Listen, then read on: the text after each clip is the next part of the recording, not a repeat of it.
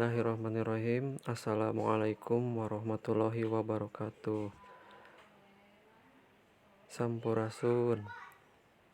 Wilujeng patepang deui dina mata pelajaran Bahasa Sunda sareng simkuring Dani Ramdhani Mukti.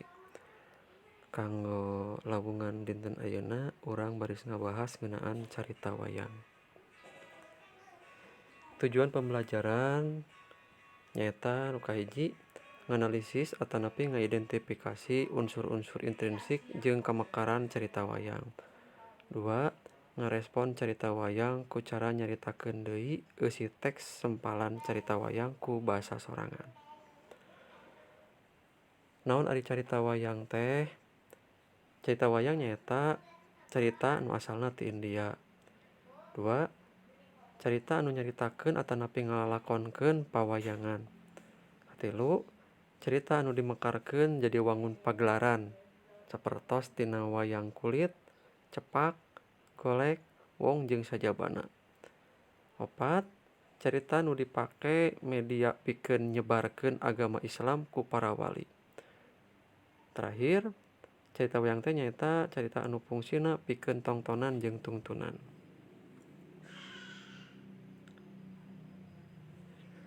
Babon carita wayang diangkat tina 2 kisah atanapi 2 kitab umat Hindu, Mahabharata nu dikarang ku Vyasa sareng Ramayana nu dikarang ku Walmiki. Dina kasus kabudayaan Sunda, carita wayang ukur fragmen tina Mahabharata atawa Ramayana. Upamana lalakon wayang Tegal Kurusetra ukur nyaritakeun perangna antara Pandawa jeung Kurawa di Kurusetra. Lajeng dimodifikasi tina carita aslina. Dipintonkeun minangka media hiburan dina pintonan wayang golek, wayang kulit, atawa wayang orang. Terakhir, geus kasarepan unsur Islam. Bedana carita wayang di urang jeung aslina ti India. Carita ti India mah teu aya tokoh punakawan. Tokoh punakawan teh nyaeta Semar, Cepot, Dewala, Gareng. Sementara carita wayang di urang mah aya tokoh punakawan anu tuhu ngabdi ka Pandawa. Dina lalakon wayang Semar teh kacaritakeun sakti. Leuwih sakti batan dununganana malah leuwih sakti batan dewa.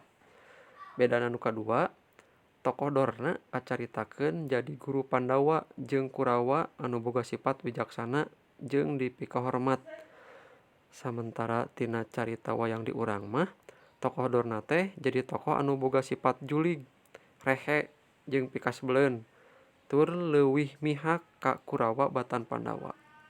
Bedana nu katilu, tina carita ti India mah tokoh Gatotkaca lain tokoh penting, tapi ukur dicaritakeun rek maotna, nyaeta basa jadi wadal senjata konta nu dilepaskeun ku Karna nu rek ditujulkeun ka Arjuna. Sementara dina tokoh ataupun dina carita wayang di urang mah tokoh Gatotkaca teh jadi tokoh penting jeung rea dicaritakeun. Malah aya sababaraha carita wayang anu khusus ngalalakonkeun Gatotkaca. Siga dina carita Jabang Tutuka, Pergiwati jeung Brajamusti. Kaopat, tina carita ti India mah Srikandi teh lain awewe. Sementara dina carita di urang mah Srikandi teh awewe geulis anu jadi pamajikan kadua Arjuna. Terakhir bedana tina carita aslina ti India, tokoh Drupadi teh poliandri nyaeta jadi pamajikan Pandawa 5. Sementara dina wayang di urang mah Drupadi teh ukur jadi pamajikan atawa prameswari Yudistira. Nah, ieu silsilah dina carita Mahabharata nya. Jeung ieu silsilah dina Ramayana. Intina tina carita Mahabharata aya perang antara Pandawa sareng Kurawa marebutkeun tahta kerajaan Hastinapura.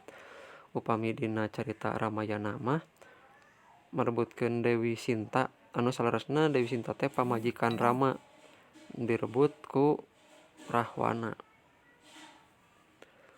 Unsur-unsur intrinsik carita wayang minangka prosa. Kahiji tema, tokoh, galur, latar, jeung amanat. Wayang golek minangka kamekaran tina carita wayang. Lajeng unsur-unsur pagelaran wayang golek aya dalang, gugunungan, gamelan, nayaga, janturan, jagat, kakawen, nyandra, antawacana, sabet atawa garap, ngalalakon, pungkasan carita. Dalang jeung garapna ieu gambar gugunungan atawa kakayon, ieu jagat jeung janturan, nayaga jeung gamelan, ieu Pandawa sareng Kurawa. Kurawa aya 100 tapi anu sering dicaritakeun mah ieu nu Duryudana. Ieu Pandawa aya 5. Yudistira, Bima, Arjuna, Nakula, Sadewa. Rama, Rahwana, pahlawan Alengka, Punakawan, Semar, Cepot, Dewala, Gareng. Panginten mung sakitu kangge lawungan dinten ayeuna. Hatur nuhun kana sagala rupi perhatosanana. Billahi taufiq wal hidayah. Wassalamualaikum warahmatullahi wabarakatuh.